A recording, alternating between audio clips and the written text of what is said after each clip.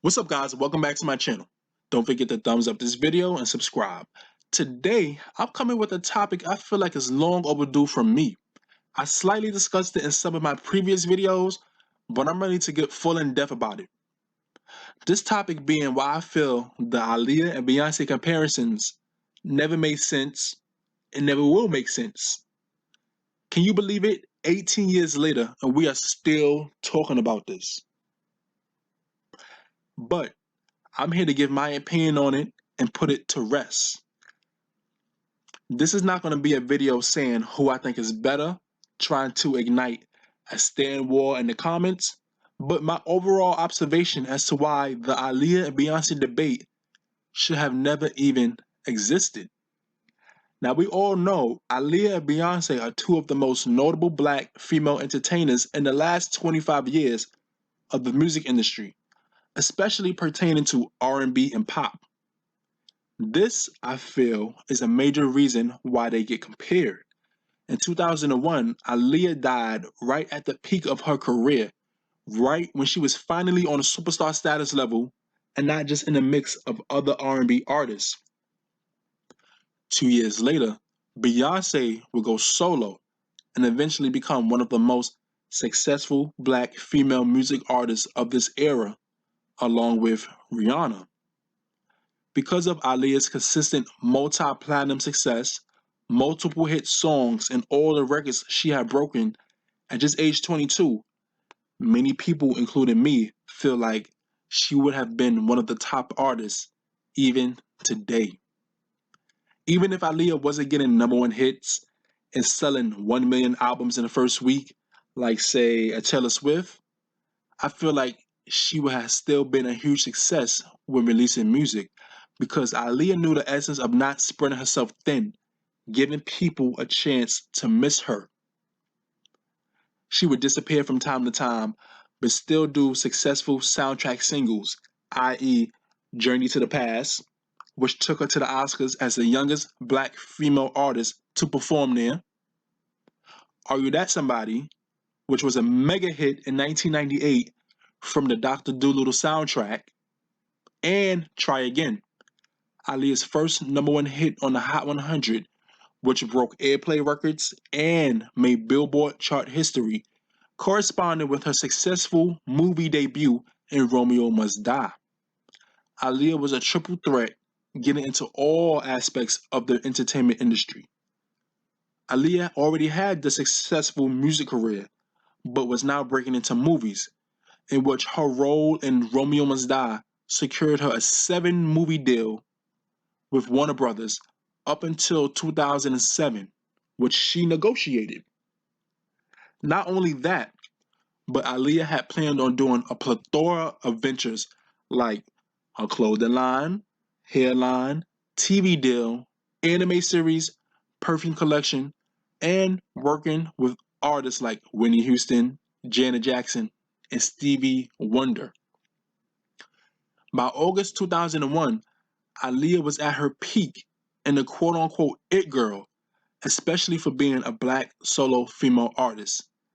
And she was on the verge of building her own empire, like say how Rihanna has today. Her self-titled album will go on to debut at number 2 behind Alicia Keys because her first single, We Need a Resolution, was not as radio-friendly as Alicia's first single, Fallen, from her debut album, Songs in a Minor. Ashanti had her run in 2002, going into 2003, but Beyonce would eventually come and take over, becoming a successful solo superstar. Number one hits, number one albums, sold out high grossing tours, and now over 20 Grammys. Many feel like her position is where Aaliyah was heading, thus all of the debates about Aaliyah taking her place if she was still alive.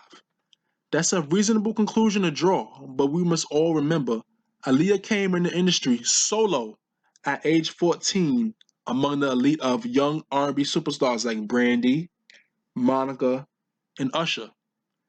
Beyonce came in the industry as the lead of the group Destiny's Child a few years later. So by 2000, when this interview was being conducted, with Beyonce interviewing Aaliyah on the red carpet, their careers were already on two different trajectories. Aaliyah was a solo superstar just coming off of the success of Try Again and Romeo Must Die.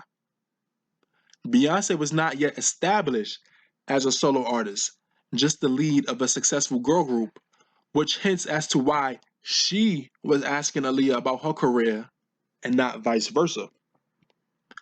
Now let's get into their style differences. Aaliyah was all about smooth singing and fluid dancing that still had an edge to it. Beyonce, on the other hand, was and still is all about vocal dramatics and aggressive pop locking dancing, to put it simply. Just look at this picture of them. Both are in the same stance with their back out, but look how Aaliyah is smoothly standing with her hair flowing down her back, while Beyonce's back is arched and popped with her hair dramatically blowing in the wind. Their styles of music, imagery, and artistry were obviously different, but people would still rather compare about who is better. While Aaliyah and Beyonce may have had the same fans, because of their differences, there are going to be people who might prefer one over the other. Also, another problem I think is how people sometimes don't even realize they're comparing the 2019 Beyonce to a 90s or 2001 Aaliyah. Over the years, Beyonce has definitely got to perfect her craft. Just look at this early Destiny's Child performance. Taking me places I've never been, but now you're getting comfortable and don't know spend your dinner point. Slowly making me think of your money should be handling, and then you had to use my car. Drive it all day and don't fill up the tank, and you have the audacity to even come and step to me. That's the whole song. You can look under the comments of this video and see people saying how out of breath she was and how much she has improved and how she wasn't the same on point Beyonce her fans know her to be today. She got the chance to perfect her live performances, stamina, and breath control. Aaliyah had improved from her earlier days performing live, but there was still room for growth. Unfortunately, she never got the chance to do so and really grow into her voice. So when you see people comparing their live performances, it's most likely a 1997 or 2001 Aaliyah performance to a 2009 or 2018 Beyonce performance. Their performance styles were also different as previously stated.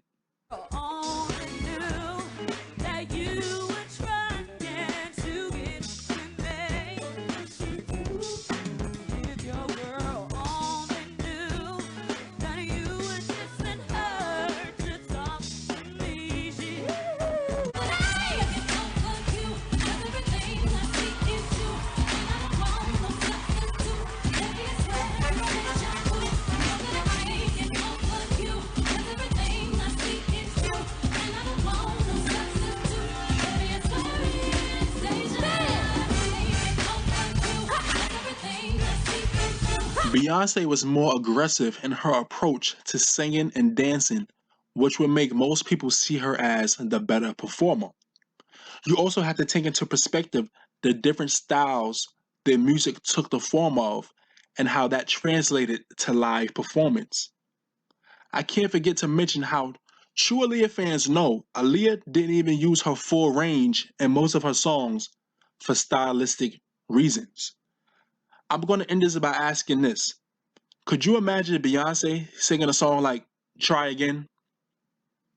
Or could you imagine Aaliyah singing a song like Single Ladies? Exactly. Aaliyah and Beyonce are both great in their own right, and both are influential icons who have made incredible impacts in the industry. Aaliyah and Beyonce were friendly with one another and supported each other, and their fans should do the same. To me, the constant comparisons make no sense and never will. It's easy to pick and choose the shortcomings of one's career to make them seem lesser, When all artists have highs and lows in their careers, some people must learn to enjoy Aaliyah and Beyonce's artistry for what it is without indulging in petty stan arguments and making death jokes. That's it, and that's all. That's just my opinion on the whole situation. What are y'all's? Where do y'all stand on the whole Aaliyah and Beyonce debate? And do you think it's all unnecessary like me? Comment your thoughts down below. But remember, keep it respectful. I don't want any stand wars in the comments. Please. Also, don't forget to comment, like, and subscribe. Thank you for watching and listening. I'll see y'all in the next video.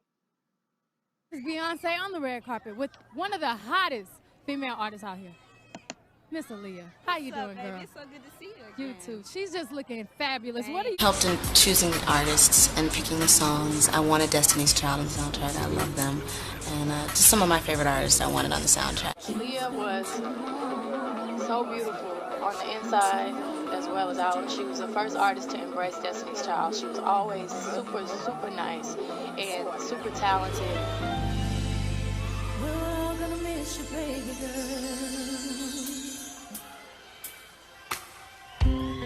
This song is dedicated to a very special friend that we lost. Aaliyah, we love you. Don't you